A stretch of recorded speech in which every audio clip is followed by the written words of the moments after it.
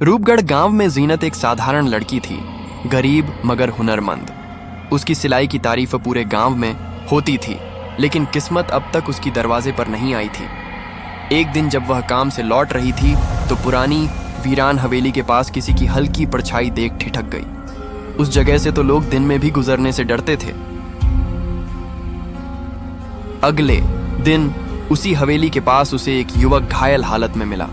वह अजीब था, बेहद शांत, और उसकी नीली आंखों में कुछ ऐसा था जो डर और आकर्षण दोनों जगाता था। जीनत उसे अपने छोटे से कमरे में ले आई, मरहम पट्टी की और कुछ पूछे बिना उसके रहने की जगह दे दी। लड़का अपना नाम विराज बताता, मगर अपनी बातों में अक्सर खोया रहता। धीरे धीरे जीनत को अजीब घटनाएं महसूस होने लगी। रात में फुफकारने की आवाजें, खिड़की पर किसी की परछाई और विराज का अकस्मात कमरे से गायब हो जाना।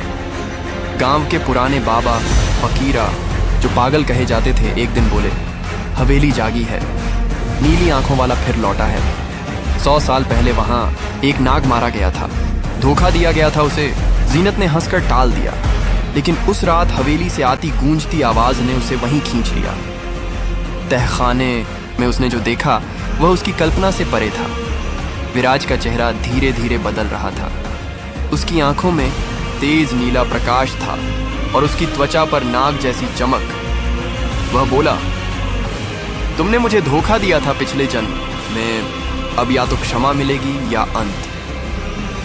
जीनत सन्न रह गई, उसकी आंखों से आंसू बहने लगे। उसने कहा, अगर मैंने कुछ किया भी था तो शायद मुझे खुद नहीं पता, लेकिन मैं पछताती हूं। विराज की आंखों में भी एक आंसू उभरा।